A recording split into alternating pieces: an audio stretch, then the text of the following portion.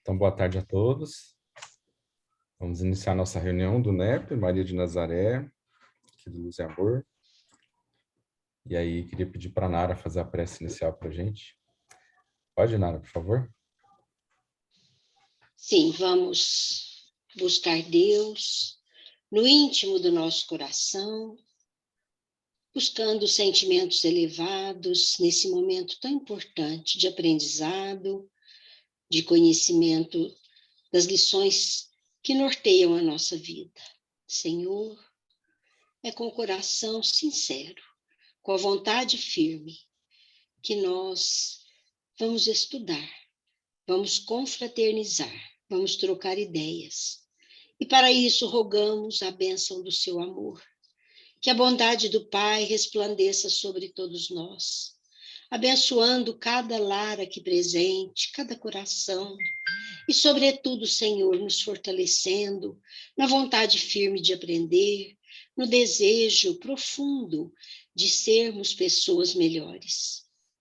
Sabemos, Senhor, que a sua lei é de perfeita justiça, é de perfeita sabedoria, mas sabemos também que é de infinita misericórdia. Por isso, não queremos nunca, Senhor, nos afastar de Ti, nos afastar dos Seus ensinos.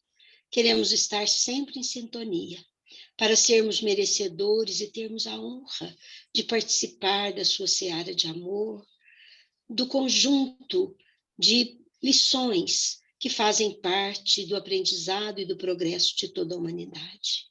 Seja conosco, Senhor, seja conosco, Jesus, nos abençoando, e que a sua paz esteja em cada coração, hoje e sempre. Que assim seja.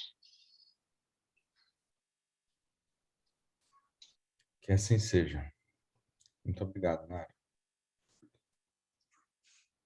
Bom, então nós vamos estudar hoje, dando continuidade, nas passagens de Maria. Nós vamos ainda em Mateus, do capítulo 2, versículo 13 ao 18, nós vamos estudar a passagem que o Haroldo intitulou A Fuga para o Egito, dentro do Novo Testamento. E na tradução dele, ele colocou dessa forma. E eu vou compartilhar a tela aqui para a gente ler. Só um momentinho.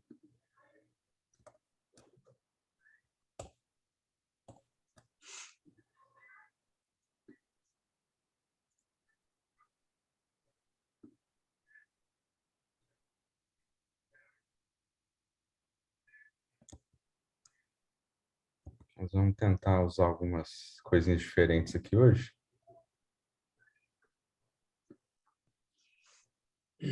Vai dar certo.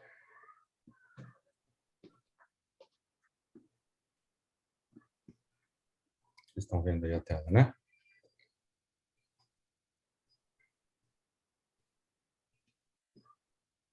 Sim, está vendo. Ótimo. Ô, Meire, você poderia ler para a gente aqui o texto bíblico, por favor?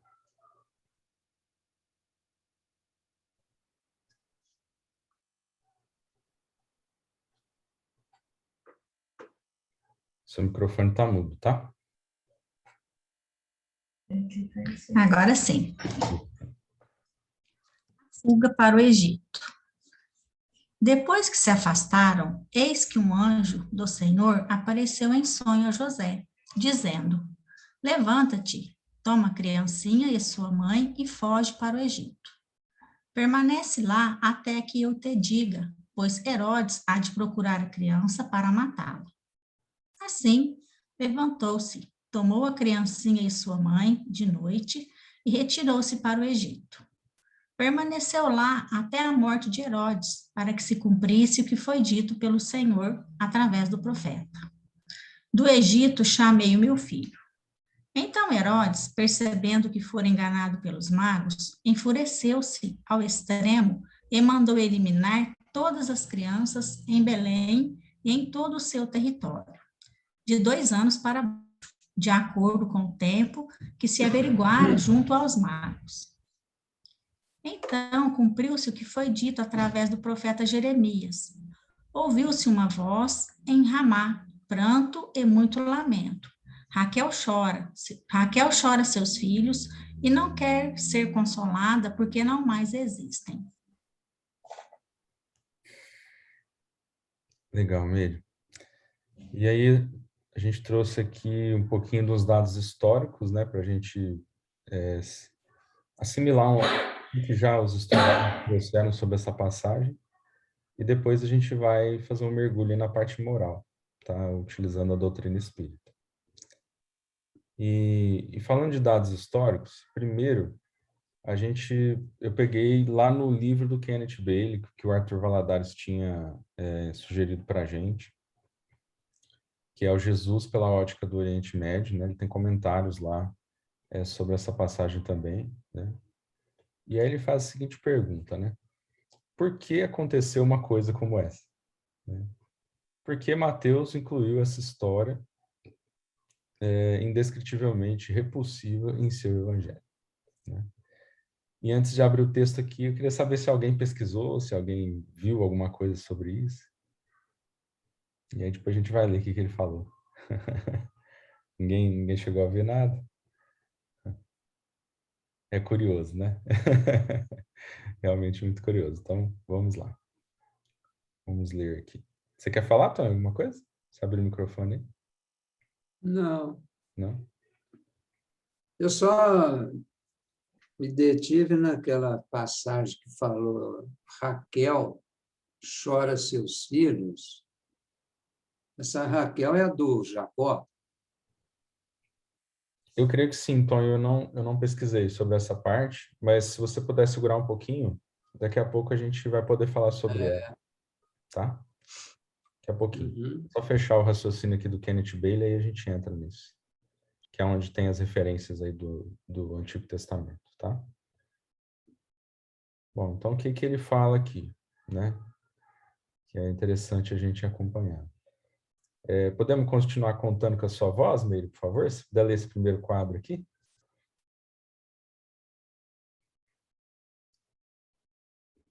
Sim, posso ler.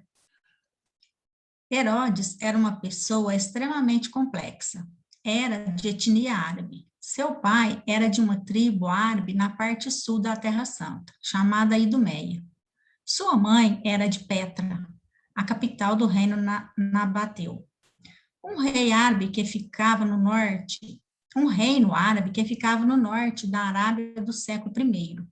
Um dos irmãos de Herodes se chamava Faisal, e um segundo, Youssef. A irmã se chamava Salama.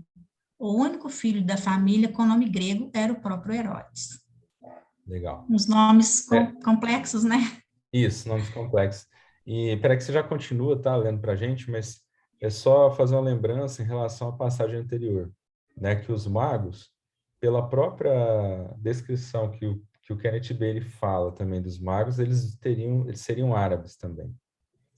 Então, o fato do Herodes ser árabe também explica por que ele recebeu esses magos, né, vamos falar assim, esses sábios,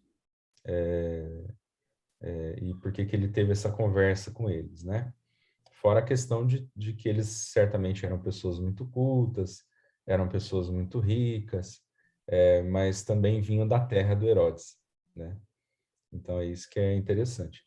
E a gente lembrar também que o povo judeu, eles rejeitavam o Herodes ao máximo, porque ele, apesar de ter a religião, ser judeu como religião, a gente vai entender aqui, ele não era um judeu puro, né, como os demais.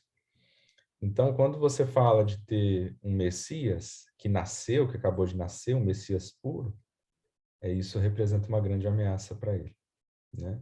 A gente já tinha falado disso, só queria relembrar que é importante a gente ter em mente esses detalhes, né? Daí vamos continuar aqui, por favor, Meire. Quanto à religião, Herodes era judeu por volta de 135 a.C. O governante judeu, Hircano, venceu os idumeus e os obrigou, sob pena de morte, a se tornarem judeus. Depois nomeou o avô de Herodes, Antípatro, o velho governador da província. Isso fez de Herodes um judeu. Culturalmente, Herodes era grego. Nessa época, a cultura grega havia se espalhado por toda a Palestina, e o grego era a língua franca da comunidade internacional. Com efeito, o grego era a língua materna de Herodes, e ele se notabilizou pelas várias tentativas de tornar Jerusalém uma cidade grega. Interessante. Podemos continuar, amigo, por favor. Pode continuar? Ramon, Pode falar. é interessante assim, essa citação, porque quando eu estava estudando do Filipe, ele cita lá, os autores citam que como é que chama? Que o Filipe, ele tem esse nome, né? Até eu vou falar isso, é um nome grego, né? Apesar dele ser judeu, porque na época a Palestina era toda dominada pela Grécia, na verdade. E aqui está falando a Idumeia, mas eles falam da Macedônia. Porque eu acho que esse da Macedônia, será que foi depois ou foi antes? Eu até perguntei isso para a Valdete, ela vai me ligar, né? Para a gente falar. Mas aqui, ó, quando está falando que o avô dele, que ficou governo, deve ter sido assim, olha lá, ó, 135 a.C., né? Ainda não tinha o domínio, não, já tinha acabado o domínio macedônio, deve ser, né?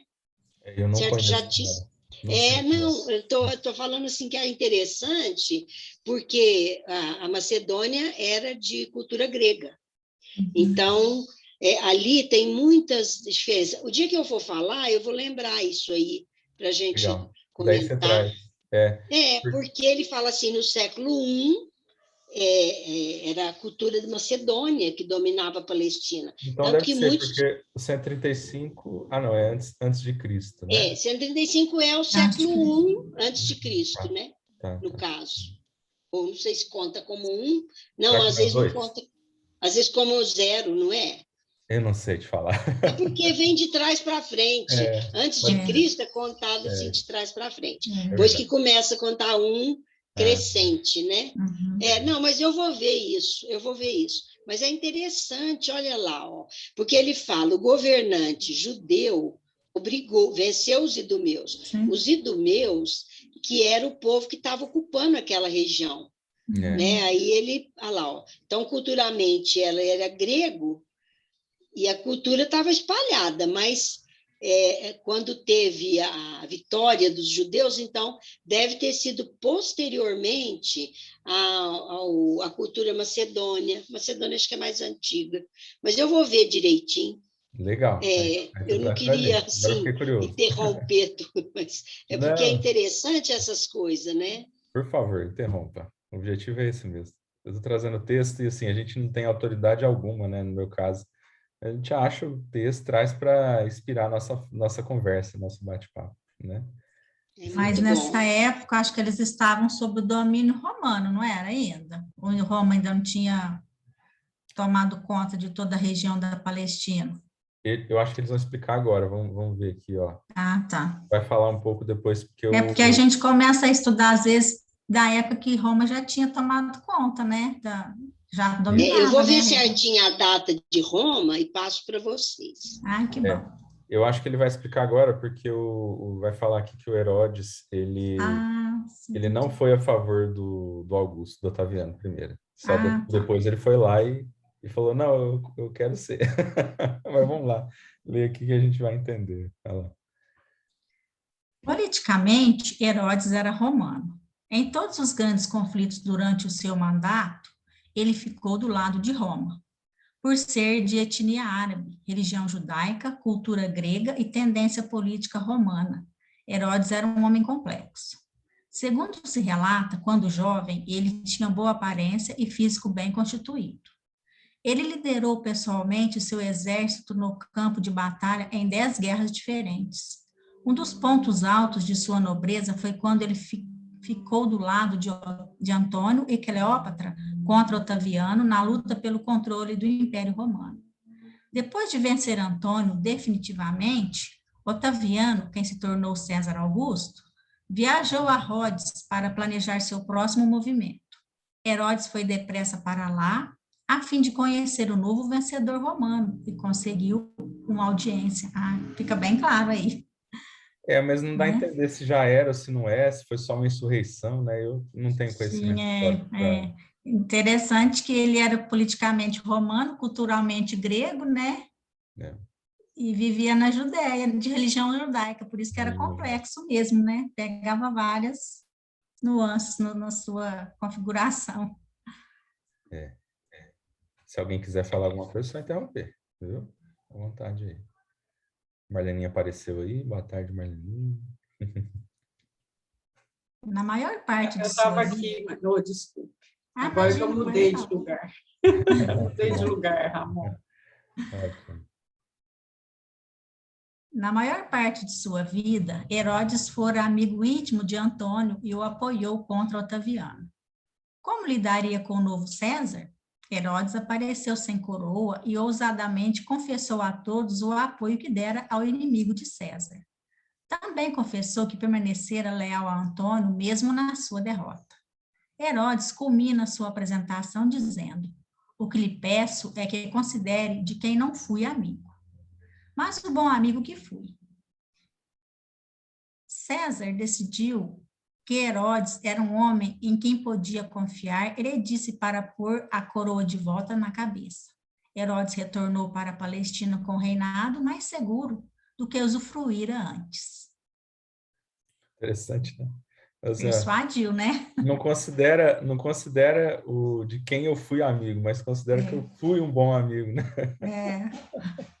Inteligente, argumentou. né? O Ramon, o Otaviano, já peguei um livro aqui, ele assume o cargo de César em 63 a.C., Otaviano, que aí é a época dessa peleja aí. Certo. Então, 63. Legal. Porque aqui está 603, eu não sabia se eu li, então é 63. Não, eu não sei se é 603 é outra coisa. Aqui está falando assim, quer ver como que está? Otaviano, ele primeiro chamava Otávio, herdeiro de Júlio César. Ele governa Roma de 63 a.C.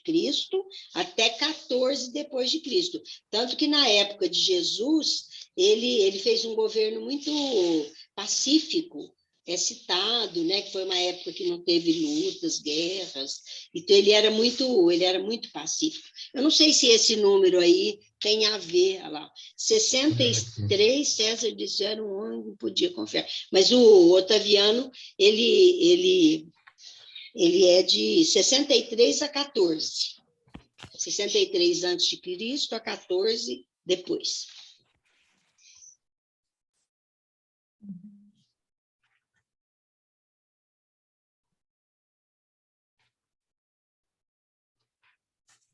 Estou tentando achar aqui que é 603 aqui. Mas o 135 lá, ó, pelo que eu pude entender então, foi quando o Hircano venceu os idumeus, ó. Né? Não é quando Herodes, certo? Não é quando Herodes... É a época do avô dele. Isso, é a época do avô dele. Isso. Tá?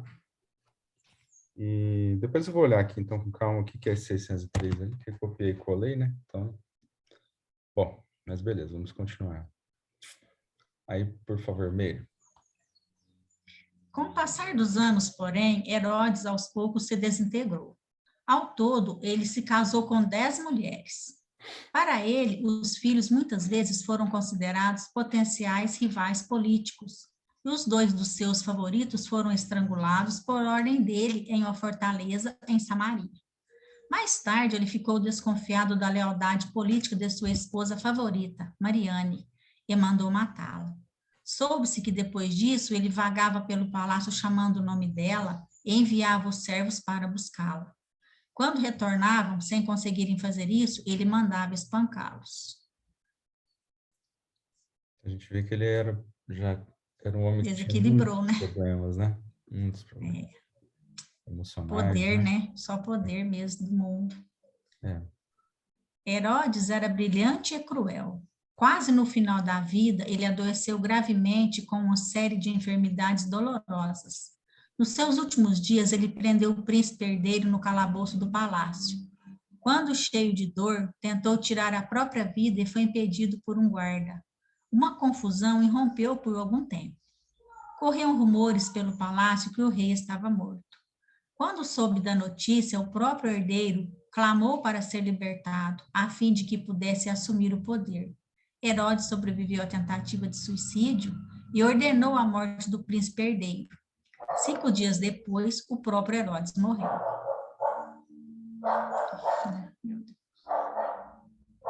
Bem pesado, né, a história dele.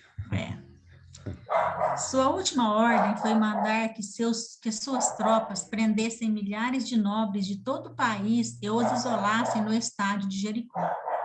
Quando Herodes morresse, os nobres tinham de ser executados para que houvesse pranto e luto na terra pela morte do rei. Herodes sabia muito bem que ninguém choraria por ele. Felizmente, a ordem não foi cumprida. Com esse registro, é compreensível que, quando velho, Herodes tenha ordenado a matança dos bebês de Belém. O mundo em que Jesus nasceu era cruel, e Herodes nada mais era que um homem de seu tempo.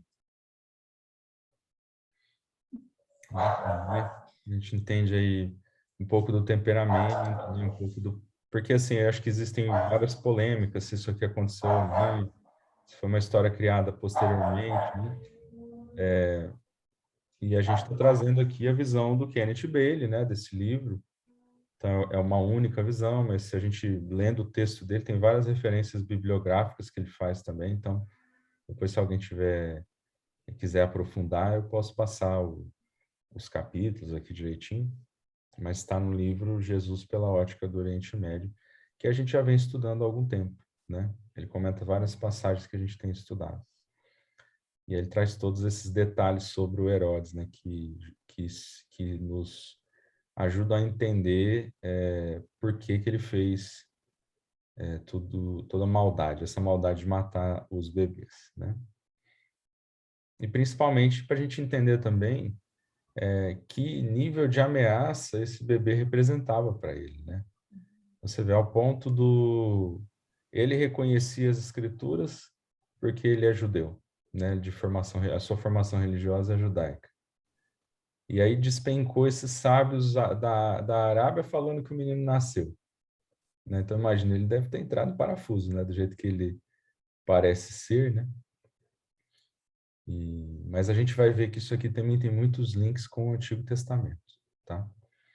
Mas vamos prosseguir. Assim, só uma observaçãozinha. Você vê, se as escrituras rezavam que iria nascer o Salvador, né? E todos os poderosos, eles temem o outro. Eles temem os que vão destituir do poder.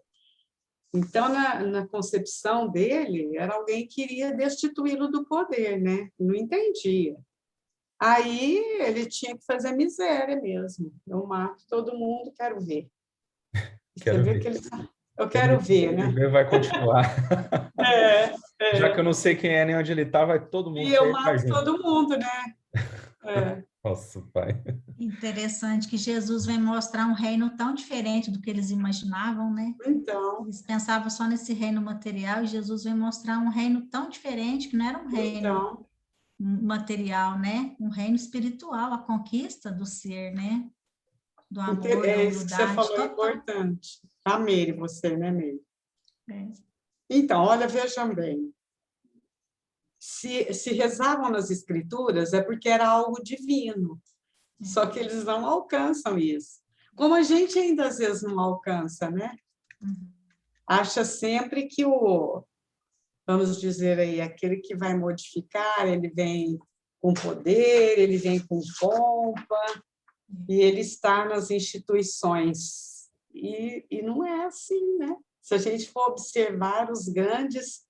Me ocorreu aqui lembrar de Eurípides Barçanufo, está lá, nasceu em Sacramento, uma cidadezinha que hoje é pequena, na época, então, como diz, quase que não existia no mapa. E vai por aí afora, nós temos inúmeros exemplos, né? E não só na doutrina espírita, em outras também. Mas a gente insiste em procurar aquele que está institucionalizado, que tem poder, que tem nome, que tem fama. Então, veja como nós, que somos os mesmos daquela época, mesmo agora, conhecendo a doutrina e tudo, nós ainda temos aquele ranço, né? É um ranço. E aquela página do Evangelho que fala da realeza terrestre, ela vai nos esclarecer perfeitamente o que é esse reino, que ela chegou no plano espiritual, ela achou que ela ia ser recebida com pompas, né? E ela falou, quão desilusão, que eu percebo que pessoas que eram muito mais, estavam abaixo de mim, estavam muito mais elevadas do que eu. Aí ela vem mostrar para nós o que é essa realeza, né, que Jesus veio nos mostrar. Que os títulos vai ficar tudo aqui, não adianta, né? As honrarias, né, o poder passageiro. Que a gente vai levar são as conquistas do espírito, realmente é o que a gente vai levar na nossa bagagem, é isso, né? As conquistas espirituais. É verdade, né, Meire? É verdade, com certeza. E eu acho legal também que simboliza a tentativa das trevas de abafar, né? Tá chegando. Daqui a pouco a gente vai ver que com Moisés não foi muito diferente, mas a gente vê sempre o mesmo movimento, né? Mas vamos prosseguir aqui, Meire, por favor. O nascimento de Jesus é sempre lembrado e contado com cores suaves e belas músicas ao fundo. O massacre dos inocentes nunca faz parte de nenhuma peça natalina das igrejas. Não me lembro de alguma vez ter ouvido a leitura dessa história em um culto de Natal. Os fiéis esperam e geralmente lhes é oferecida uma história limitada a anjos alegres, pastores eufóricos e magos generosos. Os textos que se leem são repletos de promessas de paz misturadas com imagens de um lindo bebê, uma santa mãe, um pai corajoso e alguns animais humildes. Parece que há uma conspiração de silêncio que se recusa a mencionar o massacre. Por que então Mateus o incluiu?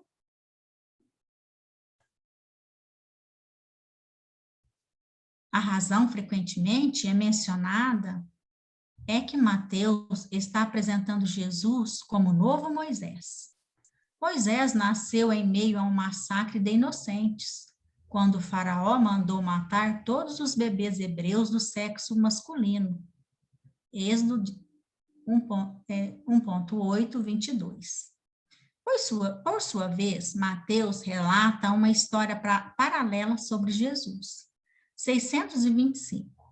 Mas talvez tenha havido outro motivo importante para essa inclusão.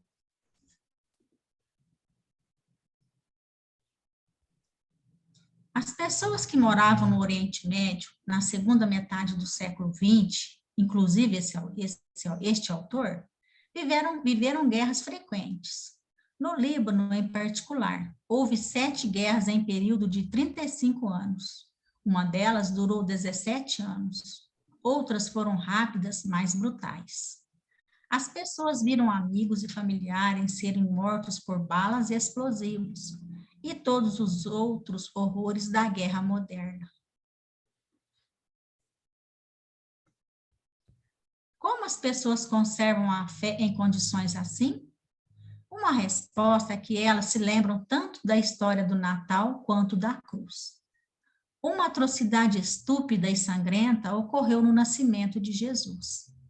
Depois de ler essa história, o leitor não é pego de surpresa pelo potencial humano para o terror, que mostra sua cara horrenda de novo na cruz. No início e no fim do seu evangelho, Deus apresenta imagens da gravidade do mal que Jesus veio redimir. Se o evangelho pôde prosperar em um mundo que produz a matança dos inocentes e a cruz, ele pode prosperar em qualquer lugar. Dessa consciência, os leitores dos evangelhos de qualquer época podem tirar ânimo e forças. Muito lindo, né? Bacana, né? Essa visão que ele dá, Perfeito. né? Então, realmente, a gente romantiza um pouco, né? Eu, pelo menos, faço isso. Na hora que eu li, que eu me fiz uma análise e pensei, é verdade, né? A gente fica muito afeito aí ao nível espiritual, evolutivo, né? De Jesus, de Maria, do alcance espiritual dos discípulos, né? Durante a vida de cada um deles, mas o entorno deles era algo muito cruel, né? Não era algo cor-de-rosa, não. Ô, Ramon, Eterno. abrindo um parênteses aí, eu me lembrei, a hora que ela leu, né? Que ninguém comemora no Natal de Jesus a matança e tal. Lembra uma vez um encontro com Jesus, que eu começo contando isso? E vocês estavam atrás? Nossa, eu não esqueço. E hoje eu até me lembrei disso, que eu estava preparando também o trabalho, que o Léo falou assim, nossa, mas eles matavam as criancinhas. Eu até me preocupei com aquilo, que eu falei, ai, tadinho, ele é criança, né? Mas ele entendeu direitinho. Não Você estava lembra? não tava lembrando, mas foi mesmo. Nossa, isso mexeu muito comigo. Eu fiquei um pouco Bem preocupada, lembrado. mas Mas acho que você não deveria tirar e nem imitar, não. Você vê que tem um fundo muito bonito, ele traz isso aqui, né? Ele fala assim, que isso passa uma mensagem importante, né? De que não importa a situação que você está, o evangelho, ele é aquilo que vai te suportar, né? Se você assimilar mesmo. E foi a realidade que aconteceu com Jesus, né? Então não foi tudo romântico que nem ele falar as bem-aventuranças, não, né? Muito legal. Bom, aí, ainda nessa questão dos dados históricos, né? Aí não sei então se você quiser falar um pouquinho também sobre o que você falou lá da Raquel, né? Mas então, tem um paralelo anterior, aí aqui está na Bíblia de Jerusalém, está nas observações da Bíblia de Jerusalém, tá? Então tem um paralelo anterior na infância de Moisés, descrito pelas tradições rabínicas.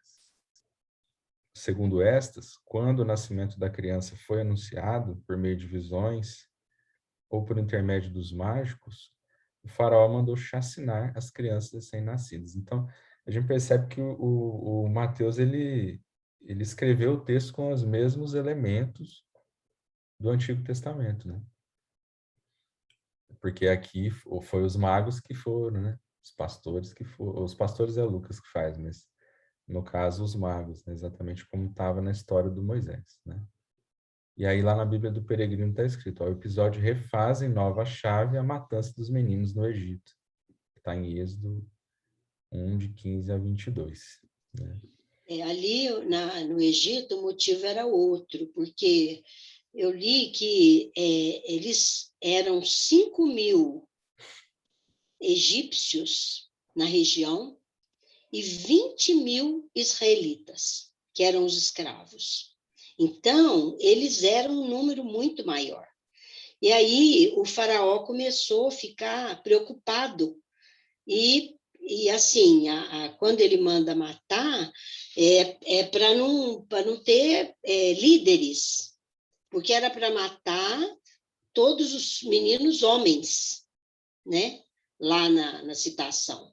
Então, porque ele queria os escravos, mas o homem, naquela época, logicamente, de certo, tinha mais condição assim de dominar, de ocupar um cargo de liderança, né? Talvez, então, que as infelizmente mulheres... até hoje. Até hoje. É, Tem algumas então, aparecendo, mas ainda é ele minoria. manda matar todos os primogênitos, né? E os meninos que nascessem, né? Parece que é isso. E os que nascessem homens. Então, Então, você vê é uma... no CERN a mesma preocupação e a mesma atitude de psicopata. Né? É a mesma. É claro que ele não estava pensando em Moisés como um enviado de Deus que poderia, igual você explicou, né? Ele estava olhando de uma forma mais geral, né? Poderia brotar ali um revolucionário, né? Ou alguns, né? Mas era a mesma preocupação no íntimo, né? era do domínio, né? O número de israelitas, quando eles foram para lá, certo, procriava muito, né? E eles eram um número maior do que os egípcios, os próprios povos da terra. Legal. E aí ele fala aqui da citação de Jeremias, né? A citação de Jeremias 31:15 parece referir-se em seu contexto original à tribo de Benjamim, como representante do Reino do Norte. O narrador adapta livremente a citação, fixando-se no pranto da matriarca. O narrador procura pontuar cada episódio com uma citação do Antigo Testamento, vista como predição ou prefiguração. Então, essa parte da Raquel seria como se estivesse prevendo o que ia acontecer com Jesus. Pelo menos foi o que Mateus tentou fazer aqui nesse texto. Pelo menos também é a opinião do Kenneth Bailey, né? Ah, não, perdão, essa aqui já não é do Kenneth Bailey, aqui já é da Bíblia do Peregrino, tá? Perdão. Estou confundindo, misturando aqui. Você quer falar alguma coisa aí, Tônia? Sobre isso aqui, que a gente segurou aquela hora? Não, aquela parte lá que falou, Raquel chora seus filhos. É a Raquel do Jacó? Eu acho que é, Tony, porque eles, o que acontece?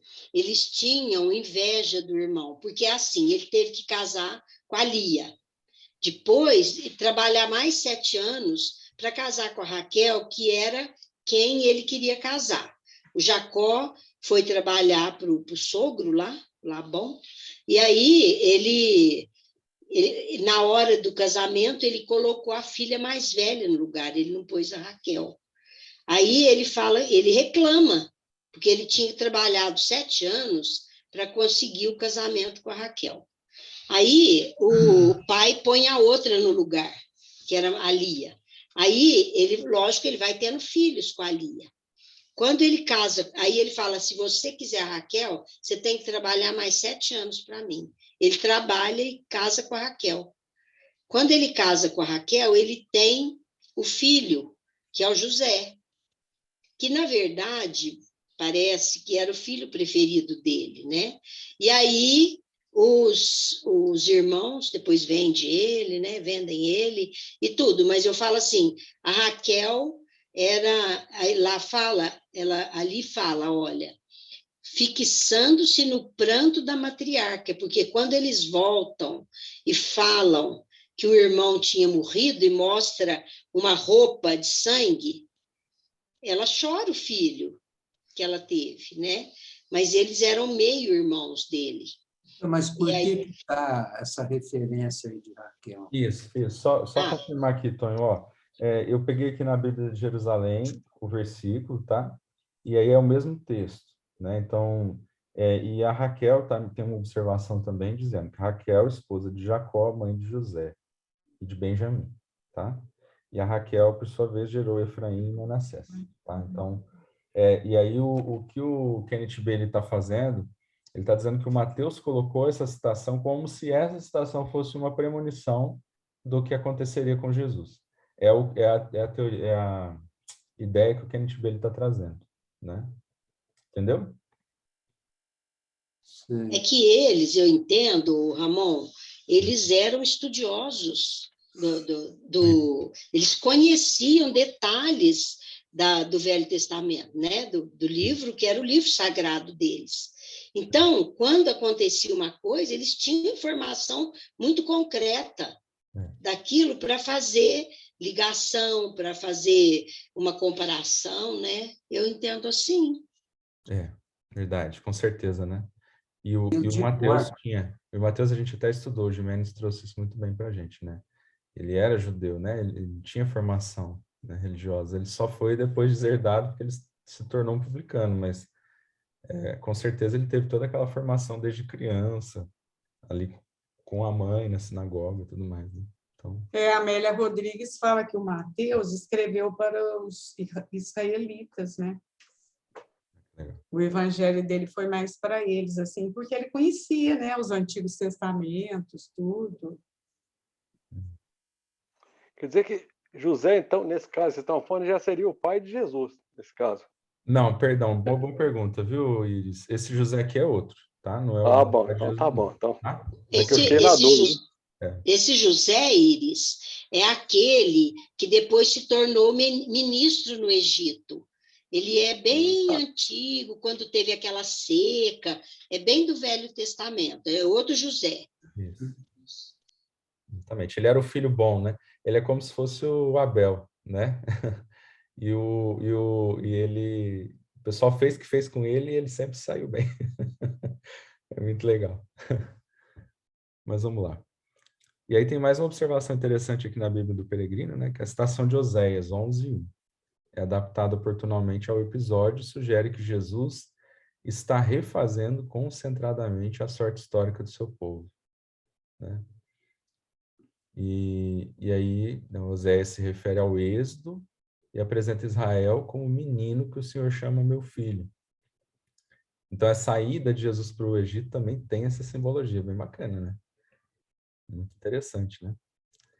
E a aplicação a Jesus confere ao título outra dimensão. Pode-se comparar com a sorte de Moisés, né? Salvo, né? Perseguido para ser morto, em marcha com a família.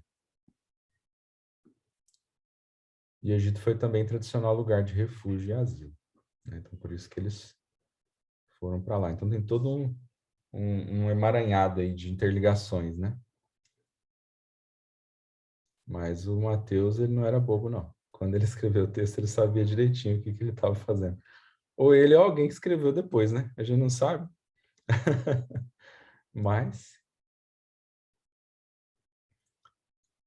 sobre a parte histórica, alguém quer incluir, quer completar alguma coisa? Ou já podemos ir para outra parte?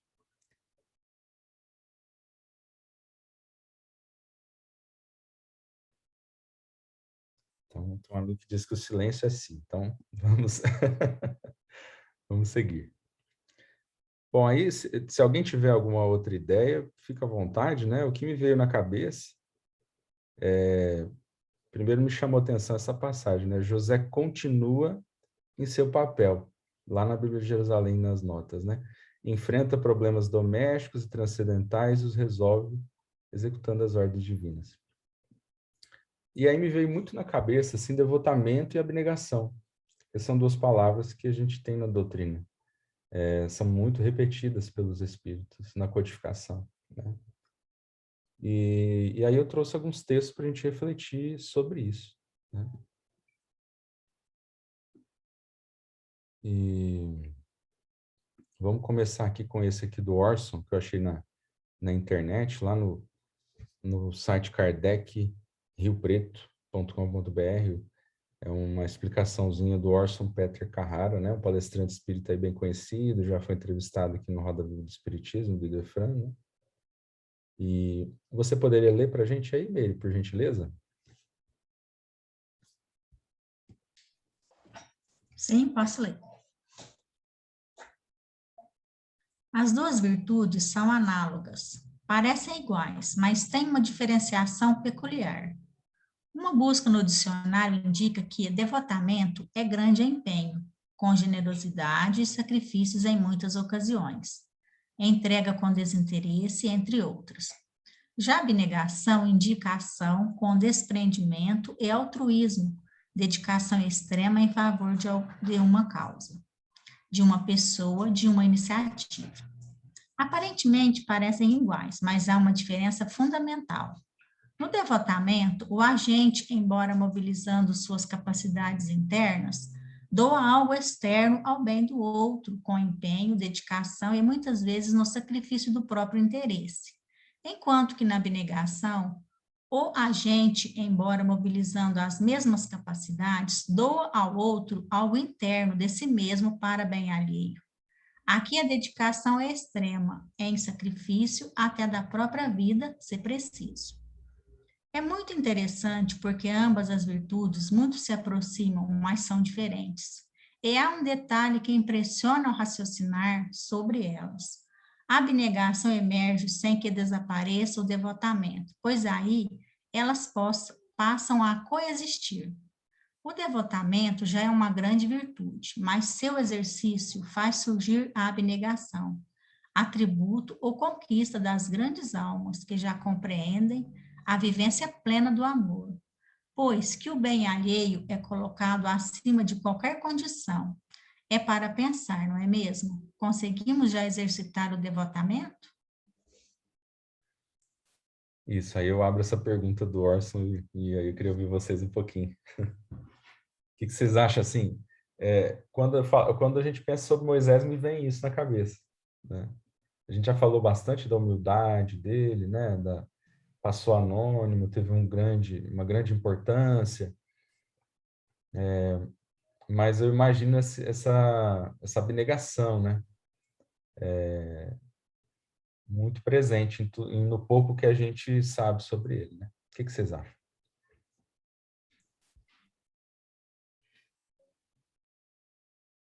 Eu penso que a abnegação, a gente doa da gente mesmo, né? Aquilo que a gente tem de melhor, né? Porque o próprio Emmanuel faz essa diferenciação também, quando ele fala da caridade, né? Que ele fala que ninguém doa aquilo que não tem. Então, que para você doar amor, carinho, você tem que doar de si mesmo. Então, se você não tiver, você não consegue doar. Você pode estender um prato de sopa, mas você está simplesmente cumprindo com um ritual de estar aí lá todo dia fazendo aquilo. Mas quando você doa aquilo com entrega, com amor, olho no olho, realmente vendo que o irmão está necessitado, às vezes uma palavra, de um sorriso, você está doando de si mesmo.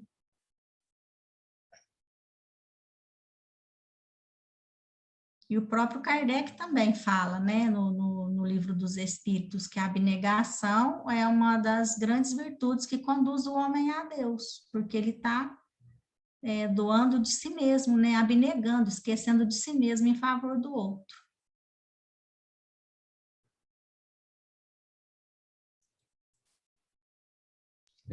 Eu acho que a gente ainda não tem nada de abnegação, quase nada, ou muito pouquinho. E devotamento, a gente tem muito mais, sei lá, eu estou falando meio de mim, viu, gente? Eu tenho mais, assim, com a família e com algumas, sei lá, parece que a gente não tem ainda, viu? Eu não sei. É uma virtude profunda para o espírito, gente. Não sei, eu tenho... Eu ainda tenho bastante dúvida aí, viu? Eu concordo com a Nara, porque a gente ainda está engatinhando, aprendendo ainda essas virtudes, né?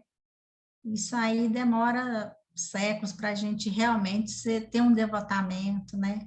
Essas grandes almas que a gente vê, Francisco de Assis, né? Que se entregou em favor do próximo.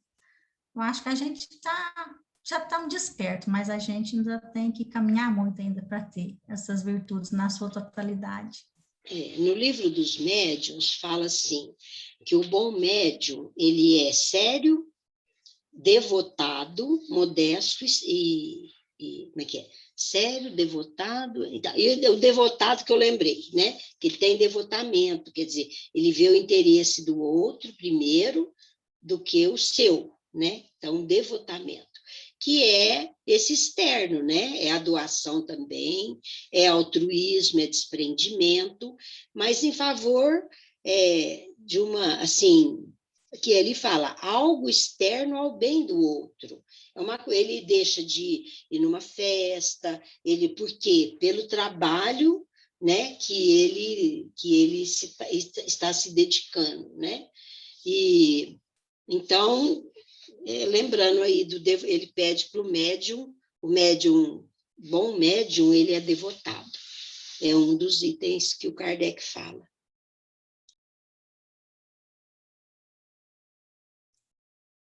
Bem bacana mesmo. Vamos avançar um pouquinho aqui, então. Porque o devotamento tem quem tem amor, né? Amor na sua plenitude. E realmente nós estamos engatinhando aí, né? Estamos engatinhando nesse quesito. Quando fala dessa abnegação, tem à minha mente também os primeiros cristãos, né? Eles abnegavam tudo em favor do Cristo. A gente lembra muito Joana de Cusa, né, o próprio filho ali do lado dela, pedindo para ela abjurar, e ela não, deu testemunho dela. Isso aí, né, aqui fala, né, a dedicação é extrema, dá sacrifício até da própria vida, se preciso for. A gente lembra desses grandes espíritos, né? Total abnegação em favor da causa do Cristo mesmo, né, da Boa Nova. Você trouxe um exemplo excelente. Agora eu entendi, porque uma vez, eu não sei se eu ouvi ou li num livro que o Divaldo fala, a abnegada Joana de Ângeles. Agora eu entendi, né, o que ele quis dizer, né? Chamando ela de abnegada, né? Porque esse altíssimo nível de doação de si mesmo, né? Não só do externo, mas do interno também, né? Realmente.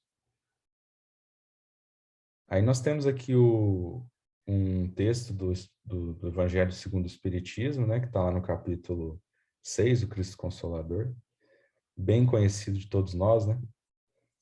Mas vale a pena a gente dar uma pensada nele novamente. Se puder, Miri, faça as honras aí para nós, por favor. O Espírito de Verdade, Havre, 1863. Deus consola os humildes e dá força aos aflitos que lhe a pedem. Seu poder cobre a terra e por toda parte, junto de cada lágrima, colocou ele um bálsamo que consola. A abnegação e o devotamento são uma prece contínua e encerram um ensinamento profundo. A sabedoria humana reside nessas duas palavras. Possam todos os espíritos sofredores compreender essa verdade. Em vez de clamarem contra suas dores, contra os sofrimentos morais que neste mundo vos cabem em partilha. Tomai, pois, por divisa estas duas palavras, devotamento e abnegação, e sereis fortes, porque elas resumem todos os deveres que a caridade e a humildade vos impõem. O sentimento do dever cumprido vos dará repouso ao espírito e resignação. O coração bate então melhor, a alma se serena e o corpo se forra aos desfalecimentos. Por isso que o corpo tanto menos forte se sente, quanto mais profundamente golpeado é o espírito. O Evangelho segundo o Espiritismo, capítulo 6, o Cristo Consolador, Instruções dos Espíritos, Advento do Espírito de Verdade. Então é muito forte, né? É o jeito que o Espírito de Verdade coloca, né? Ele fala que a sabedoria humana reside nessas duas palavras, né? Você falar que a sabedoria inteira está nas duas palavras, né? Pelo menos é o que me dá a entender disso. E outra coisa também que me achei muito bonito, assim, para a gente refletir eras, né? Que elas resumem todos os deveres que a caridade e a humildade vos impõem. Então, se a caridade em si, ela já é um resumo de virtudes, e ao mesmo tempo, essas duas palavras resumem o que a caridade pede para a gente fazer. É muito legal, né? O que vocês acham aí?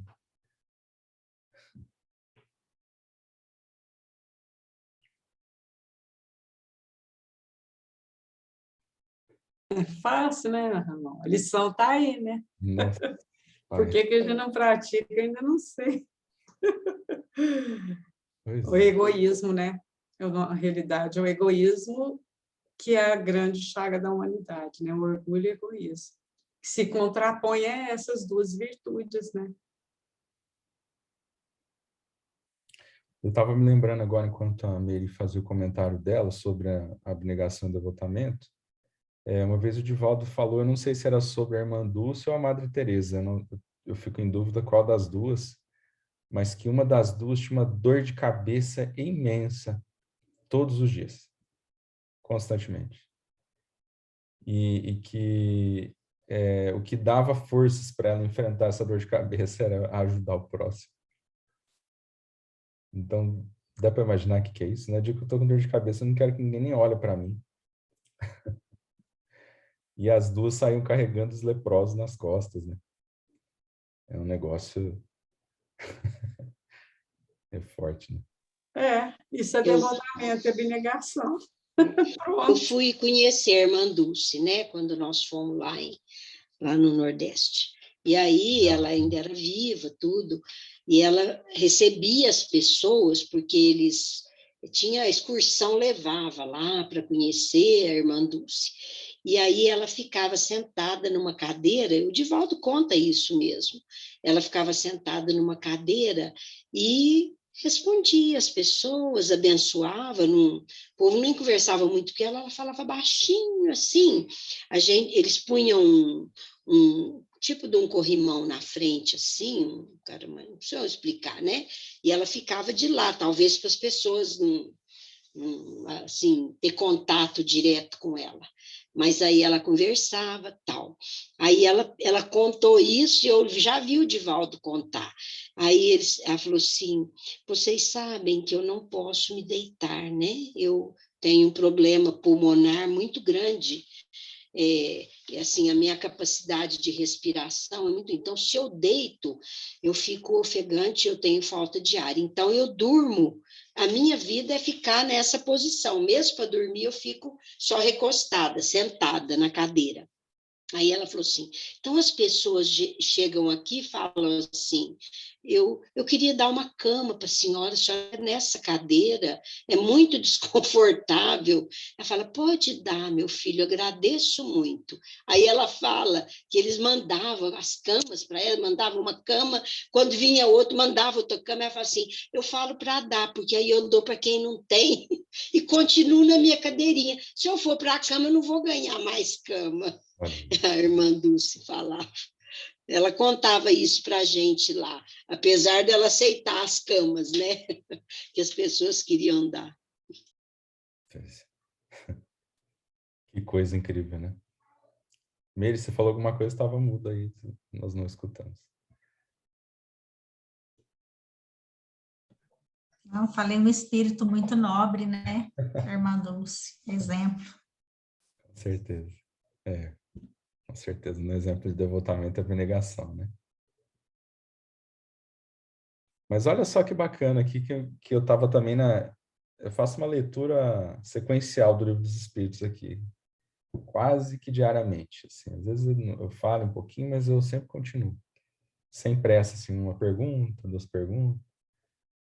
E aí caiu nessa parte aqui da questão 909, que inclusive tem uma palestra do Vitor Guimarães, o menino, né, que ele fala sobre as emoções, a Marlene citou na última reunião, e ele passa bem sobre essas perguntas aqui, mas vamos relê-las de novo aqui. Pode ler do início ao fim, por favor, Meire, tá? Depois a gente conversa sobre. Pergunta 909, do Livro dos Espíritos. Poderia sempre o homem, pelos seus esforços, vencer as suas más inclinações? Sim, e por vezes fazendo esforços bem pequenos. O que lhe falta é a vontade. Ah, quão poucos dentre vós fazem esforços. 910. Pode o homem achar nos espíritos eficaz assistência para triunfar de suas paixões? Se o pedir a Deus e ao seu bom gênio com sinceridade, os espíritos bons lhe virão certamente em auxílio, porquanto isso é a sua missão. 911. Não haverá paixões tão vivas e irresistíveis que a vontade seja impotente para dominá-las? Há muitas pessoas que dizem quero, mas a vontade só lhes está nos lábios. Querem, porém, muito satisfeitas, ficam que não seja como querem. Quando o homem crê que não pode vencer as suas paixões, é que o seu espírito se compraz nelas, em consequência da sua inferioridade. Compreende a sua natureza espiritual aquele que as procura reprimir. Vencê-las é para ele uma vitória do espírito sobre a matéria. 912. Qual o meio mais eficiente de combater-se o predomínio da natureza corpórea? Praticar a abnegação. O Livro dos Espíritos, parte 3ª, das Leis Morais, o capítulo 12, da Perfeição Moral, as paixões. Então, eu achei muito legal, porque, igual nós falamos, a gente olha para esse conceito, entendimento mais profundo do que é devotamento e abnegação, Aí a gente vê a distância que a gente está, inclusive, de praticar isso, mas, ao mesmo tempo, o caminho de transformação precisa disso. Não sei se vocês entenderam dessa forma também, né? A resposta é muito clara ali, é praticar a abnegação. E aí, o que vocês acham?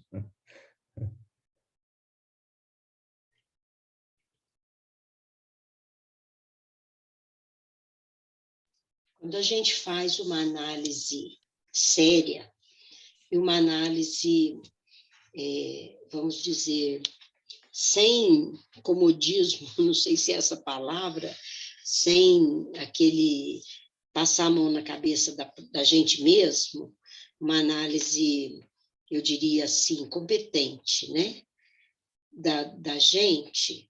Gente, os espíritos aí falaram, vocês veem, mais de 100 anos falaram isso, e é realmente, né?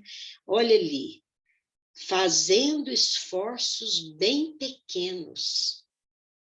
Como a gente, às vezes, lógico, nós estamos todos vencendo isso, faz parte desses desafios, mas ainda a gente vê quão poucos fazem esforços, né? A gente vê assim, não estou falando de outras pessoas como acusação, não, mas na própria família, né? Pessoas que falam, eu quero fazer isso, aquilo e tal, mas não sai do lugar, né?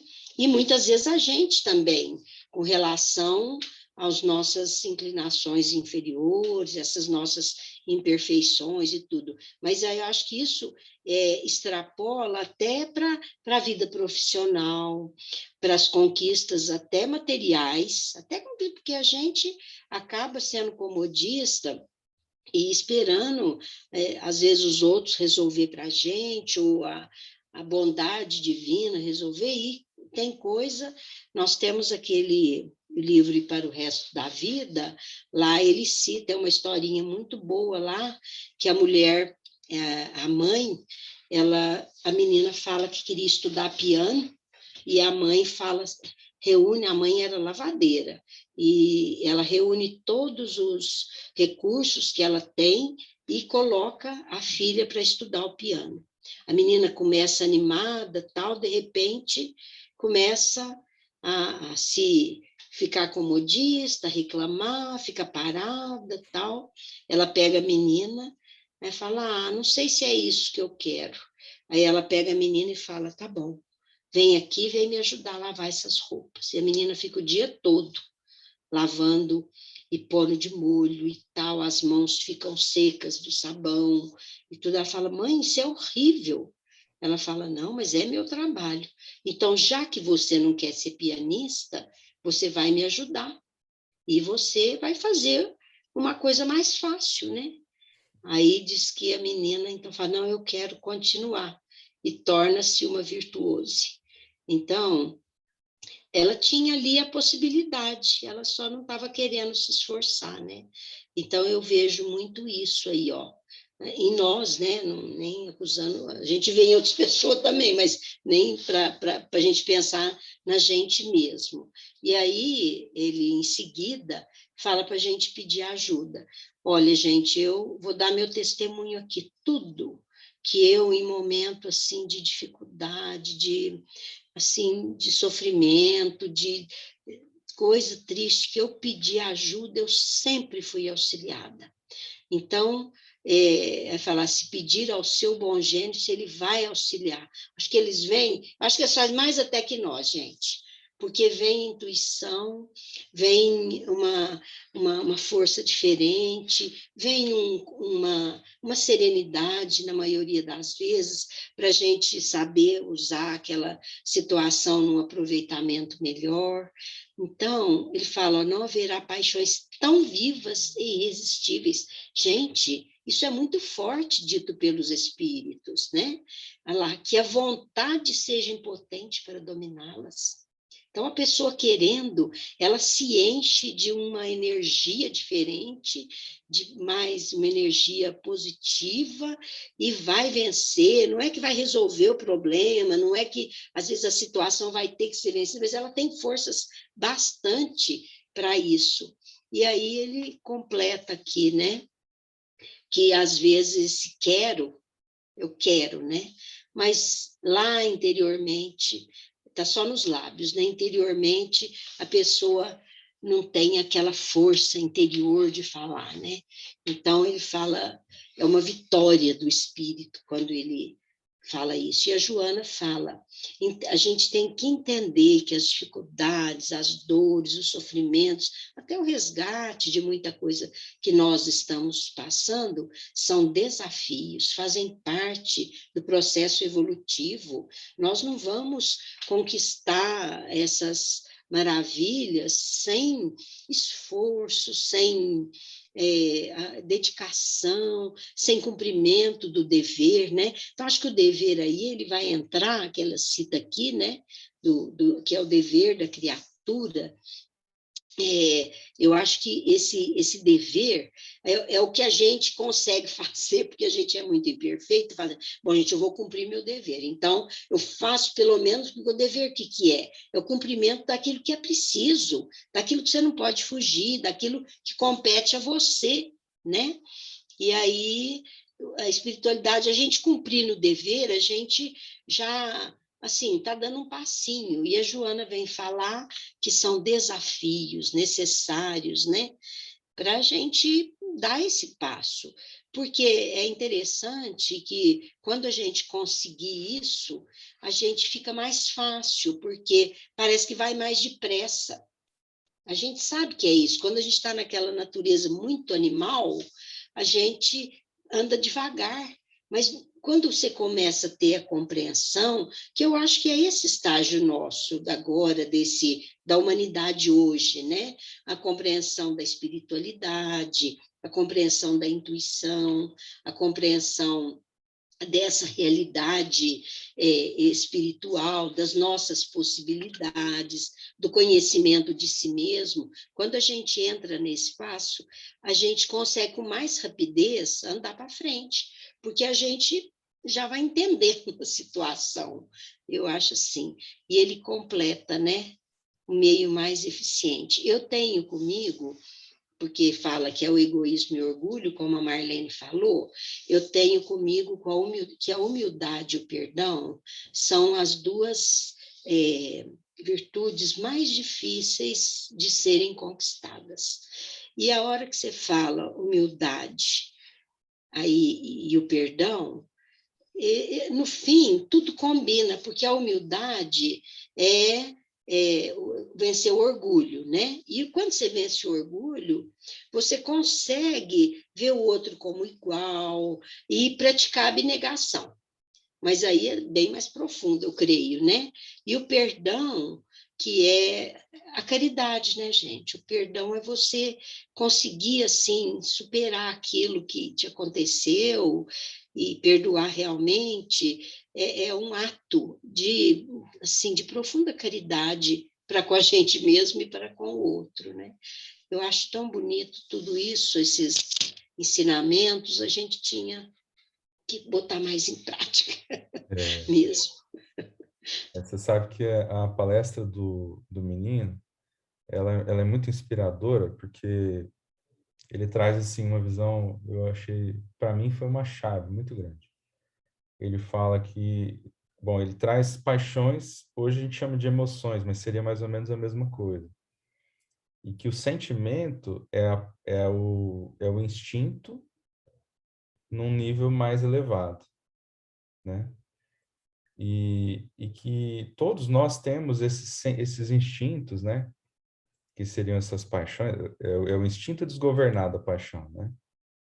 Mas que isso daí, ela é uma força boa se a gente souber dar a direção certa, porque ela decuplica a nossa capacidade de realização no mundo.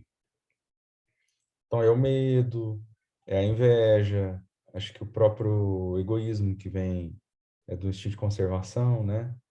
Então, o nosso problema, e inclusive ele fala que Deus conversa com a gente acionando elas. Isso é muito, eu achei muito lindo isso. Porque a gente fica falando, mas como é que Deus conversa comigo? Ah, você vai ser capaz de sentir.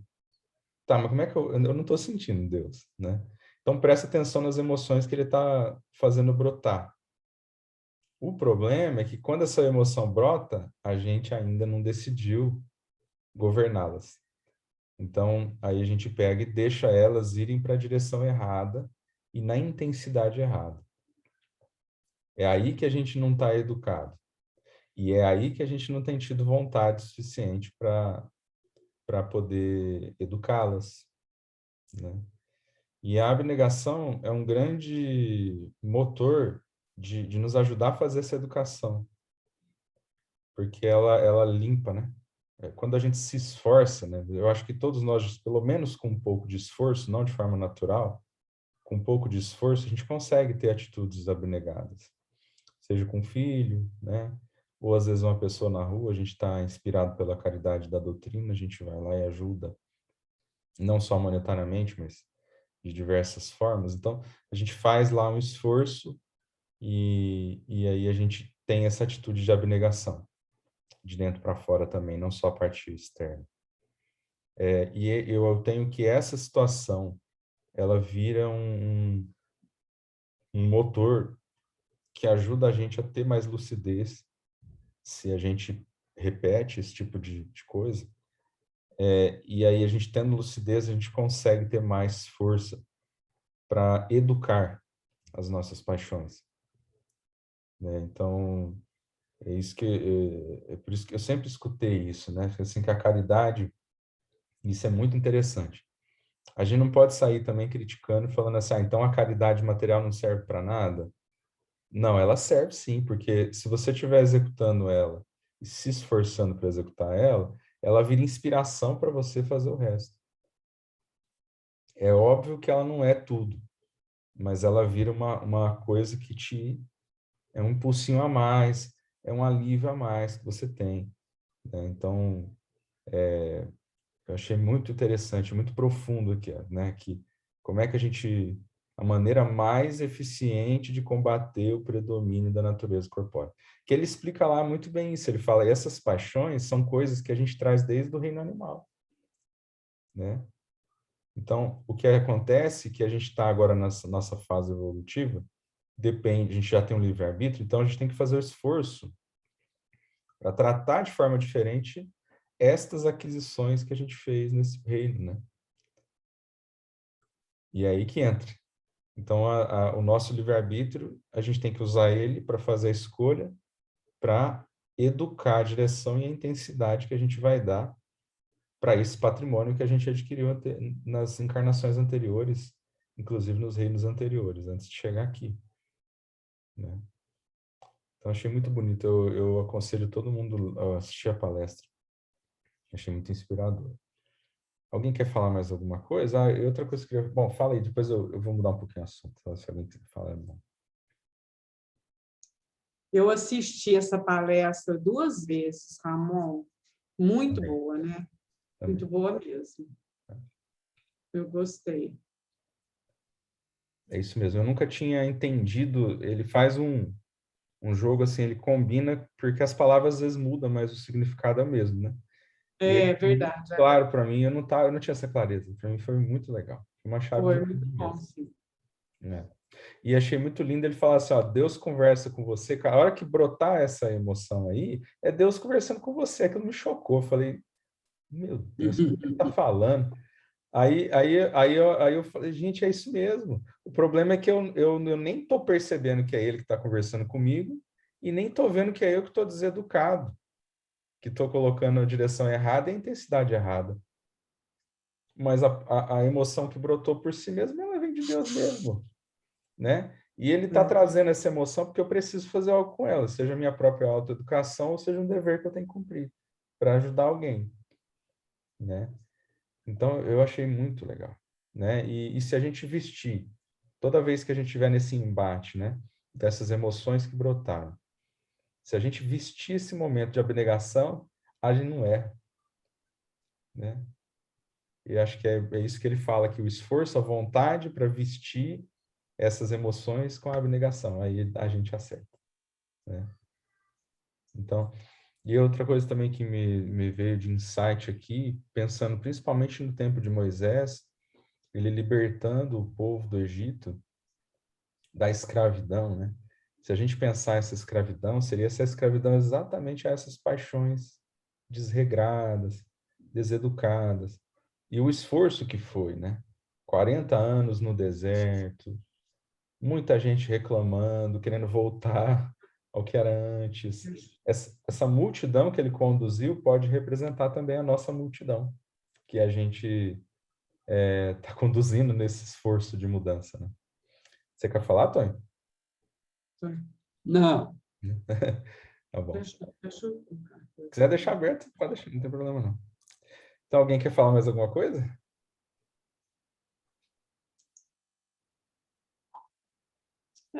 Evoluir não é muito fácil não, né, Ramon? Não, mas a gente tem que arregaçar as mangas, porque a gente também não está aqui de férias, né, Marlene? É lógico.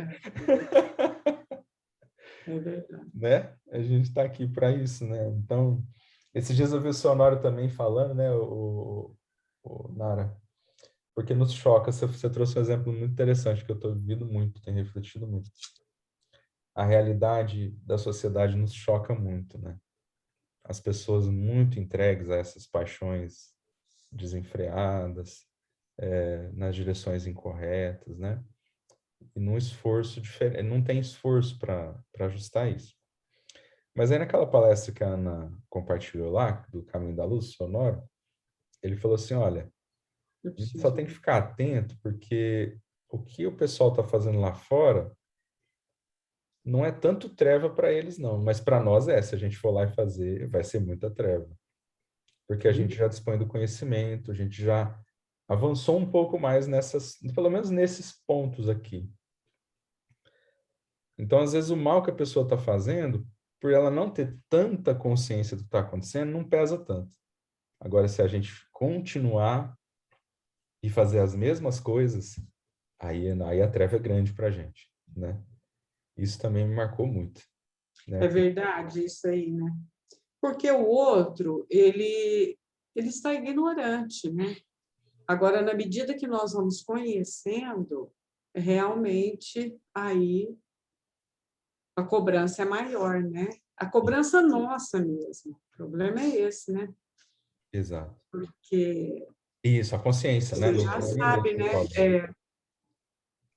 Exatamente. Quando não sabe, não sabe, né? Mas depois que sabe, é complicado, né? Exatamente. Bom, mas aí, então, para fechar, eu trouxe um texto do Emmanuel. Tem que abrir aqui. Se não abrir, eu abro de outro jeito. Tá aqui. Aí. Esse texto não é desse versículo, mas pelo Evangelho por Emmanuel, o pessoal colocou no índice lá, como falando a respeito de abnegação. E eu achei que tem tudo a ver. Assim, eu gostei bastante, eu queria dividir com vocês para a gente fazer esses últimos minutos aí da nossa reunião. Tá? Se você, Almeida, abusando hoje da tua voz, Imagina. Preciosa, se puder ler para a gente, agradeço. Em nossas mãos. Venha a nós o teu reino, seja feito a tua vontade, assim na terra como nos céus. Jesus, Mateus 6:10. 6:7. Convence-te de que as leis da divina sabedoria não se enganariam. 2. Situando-te na terra por tempo determinado, com vistas ao próprio burilamento que te cabe realizar, trazes contigo as faculdades que o Senhor te concedeu por instrumentos de trabalho. Encontras-te no lugar certo em que te habilitas a desempenhar os encargos próprios. Tens contigo as criaturas mais adequadas a te impulsionarem nos caminhos à frente. Passas pelas experiências de que não prescindes para a conquista da sublimação que demandas. Recebeste os parentes e afeições de que mais necessitas para resgatar as dívidas do passado ou renovar-te nos impulsos de elevação. Vives na condição certa na qual te compete efetuar as melhores aquisições de espírito. sofres lutas compatíveis com as tuas necessidades de conhecimento superior. Vários acontecimentos dos quais não se te faz possível a desejada liberação, a fim de que adquiras autocontrole. Atravessas circunstâncias por vezes difíceis de modo a conheceres o sabor da vitória sobre ti mesmo. E em qualquer posição na qual te vejas, dispões sempre de certa faixa de tempo a fim de fazer o bem aos outros, tanto quanto queiras como julgues melhor, da maneira que te pareça mais justa e na extensão que desejas, para que, auxiliando aos outros, recebas dos outros mais amplo auxílio no instante oportuno. Segundo, é fácil de observar, estás na terra de alma condicionada às leis de espaço e tempo, conforme o impositivo de autoaperfeiçoamento em que todos nos achamos no mundo físico ou fora dele, mas sempre com vastas possibilidades de exercer o bem e estendê-lo aos semelhantes, porque melhorarmos, elevar-nos, educar-nos e, sobretudo, servir, são sempre medidas preciosas e invariavelmente em nossas próprias mãos. Emmanuel, Ceifa de Luz. Então, é interessante, né? O Emmanuel, ele enfeixa tudo que a gente conversou, né? Nesse texto, né? Sobre a necessidade da abnegação, da resignação, a resignação perante os deveres que nos cabem cumprir, né? De deveres ruins, mas deveres bons, mas a abnegação, né? Frente à caridade que a gente possa fazer, e também frente às pessoas difíceis que a gente tem que conviver, né?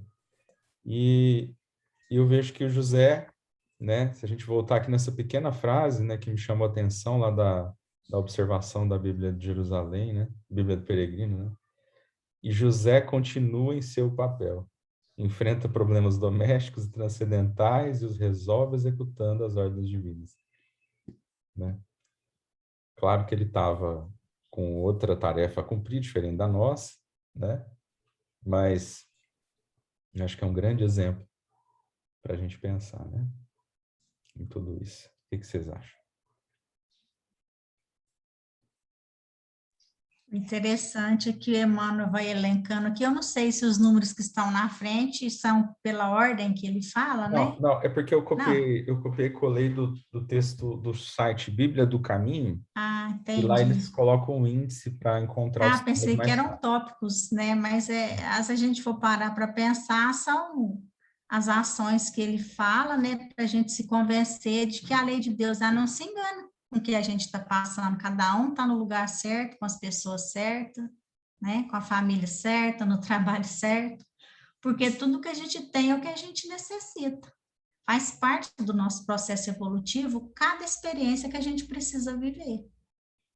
Né? Então, cada um está ali no melhor lugar que poderia estar no seu processo evolutivo. E, como diz, está em nossas mãos fazer bom uso de tudo isso, né? E fazer com que isso sejam aquisições para o nosso espírito. Se a gente pensar que a maioria das vezes o que nos acabrunha, o que nos deixa tristes, que nos deixa revoltados com a vida, é quando a vida ela tira da gente aquilo que a gente gostaria. Ela nos priva de atender as nossas expectativas. Sim. Né? Seja de ordem material, de ordem moral, pessoas que nos magoam, né? Ou questões materiais que a gente queria ter e não tem, ou tinha e deixou de ter, e aí por aí vai, né? Mas, por outro lado, igual a Maria falava, né? É tão profundo, quando ela falou para o Chico, isso também passa, porque, realmente, quando a gente soube se resignar e buscou aprender com cada coisa que passou na nossa vida, a gente ficou tão maior, né? Não é? Então, é por isso que a gente tem que olhar e falar assim, olha, eu tenho que ter um comportamento dinâmico com as dificuldades que estão me aparecendo. Mas, por outro lado, tem que ter esse olhar, não pode me faltar um olhar de entender que cada situaçãozinha dessa, que me deixa triste, que me deixa chateado. Se eu souber esperar passar, né? Esperar trabalhando, porque só vai passar realmente a hora que eu ressignificar dentro de mim, né? Esse é o crescimento que espero. E aí eu vou estar maior, vou estar diferente, vou estar mais resistente. E por isso que a abnegação entra aí, né? Porque nos dá essa força para a gente viver a experiência, vencer a experiência, superar a experiência e adquirir esse patrimônio espiritual que aquela circunstância nos trouxe, porque Deus permitiu que ela chegasse, né? Seja prova, né, que a gente está querendo viver, ou seja expiação, ou seja qualquer... Né? Quer falar, Meire? Não, às vezes a gente quer saber muitos porquês, mas a gente precisa entender o para quê, né? O que isso está querendo me ensinar? O que eu preciso aprender com essa lição? Quando a gente para pensar assim, às vezes a gente pensa, esse fardo que Jesus fala fica mais leve, porque você sabe que aquilo tem um propósito na sua vida. E como diz, evoluir não é fácil, né? Basta a gente pensar que a evolução é uma ascensão, vai subir uma rua um pouquinho mais íngreme para ver a dificuldade que a gente sente, né? Não é fácil. Então, toda descida é mais fácil, mas a subida é mais difícil. Então, evoluir demanda esforço, demanda prática, demanda sacrifício. Isso faz parte da nossa evolução, né? Ninguém evolui por acaso. Porque isso aí, como Jesus dizia, são palavras de vida eterna, são coisas que a gente vai levar para a eternidade como espíritos imortais que somos, né?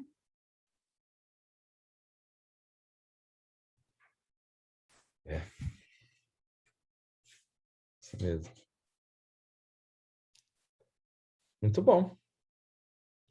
Alguém quer comentar mais algo? Bom demais, né, Ramon? Deu uma voltinha no Egito aí com a Maria, com o José. Então. Correndo do Herodes. Escapamos dele dessa vez. Mas com devotamento e abnegação a gente vai chegar lá. Né? Às vezes às vezes a gente já tinha caído nas garras dele, né? Ou estava ajudando o Herodes, sabe Deus, hein, Nádia?